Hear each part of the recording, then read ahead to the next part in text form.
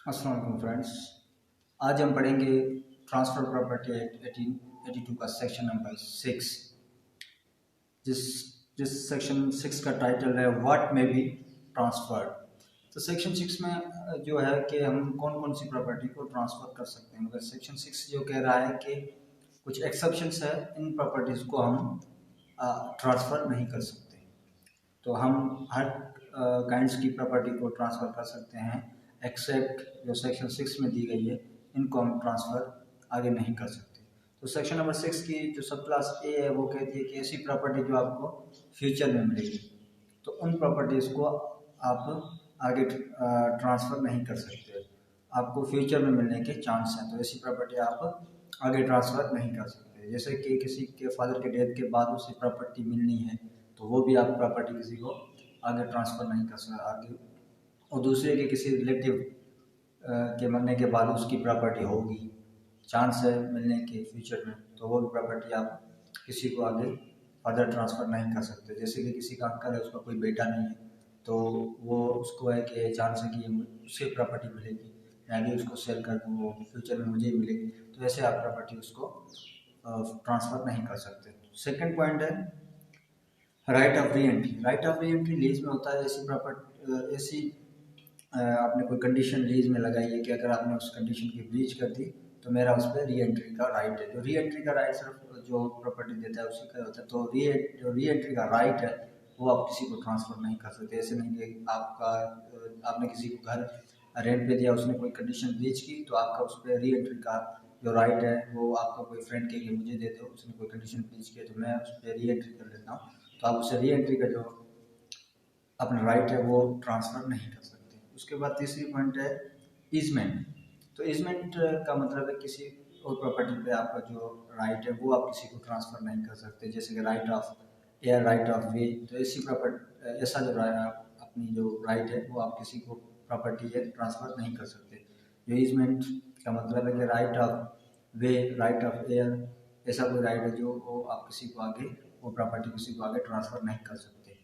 उसके बाद इंटरेस्ट जो पर्सनली ऑनर है वो अपनी जो ऑनरशिप है किसी को ट्रांसफ़र करने की, वो आप किसी को आगे ट्रांसफ़र नहीं कर सकते। ठीक है। उसके बाद पॉइंट नंबर डी है फ्यूचर मेंटेनेंस। जो फ्यूचर मेंटेनेंस है वो भी आप किसी को आगे ट्रांसफ़र नहीं कर सकते, क्योंकि वो अभी आपको मिला नहीं है। जब तक अगर मिल जाए वो तो अलग बात है, फिर आप उसको ट्रांसफ़र कर सकते हैं। अदरवाइज़ आप जो फ्यूचर मेंटेनेंस है जो मिलने के चांस हैं अभी आपको मिला नहीं है, वो आपको फर्दर किसी को ट्रांसफ़र नहीं कर सकते। उसके बाद है राइट ऑफ स्यू। जो स्यू करने का जो आपका राइट है वो आप सब क्लास ई में है राइट ऑफ स्यू। तो आप जो आपका राइट है स्यू करने का वो आप किसी को ट्रांसफ़र नहीं कर सकते। जैसे किसी ने आपके कॉन्ट्रैक्ट से किया, उसने कोई फ्रॉडली आपसे किया, आपकी ब्रीच हुई कॉन्ट्रैक्ट की, तो अगर आप जो उसके खिलाफ सूट फाइल करेंगे डैमेजेस के लिए, तो ऐसा नहीं कि आप किसी फ्रेंड को आपको बोले कि जो आपका कॉन्ट्रैक्ट ब्रीच हुआ है तो जो आपका स्यू करने का राइट है वो मुझे दे दो, मैं जाके स्यू कर देता हूँ, तो ऐसा नहीं होगा। वो अपना जो आपका जो राइट है स्यू करने का किसी प्रॉपर्टी पे, वो आप आगे किसी को ट्रांसफ़र नहीं कर सकते। उसके बाद है पब्लिक ऑफिस। जो पब्लिक ऑफिस है पब्लिक के लिए जो यूज़ होती है, और उस जो पब्लिक ऑफिसर की जो सैलरी है वो आप किसी को आगे फर्दर ट्रांसफ़र नहीं कर सकते। उसके बाद सब क्लास जी है, उसमें है मिलिट्री, नावल और एयरफोर्स और सिविल पेंशनर्स, जो उनकी पेंशन्स होती है वो आप किसी को आगे ट्रांसफ़र नहीं कर सकते। उसके बाद एच सब क्लास एच आता है, उसमें 3 पॉइंट है। फर्स्ट में है कि ऐसी प्रॉपर्टी जो ट्रांसफ़र करने के लायक ही नहीं, उसे वो ट्रांसफ़र हो ही नहीं सकती, तो ऐसी प्रॉपर्टी आप ट्रांसफ़र नहीं कर सकते। जैसे कि लाइट, एयर, तो ऐसी प्रॉपर्टी आप ट्रांसफ़र नहीं कर सकते।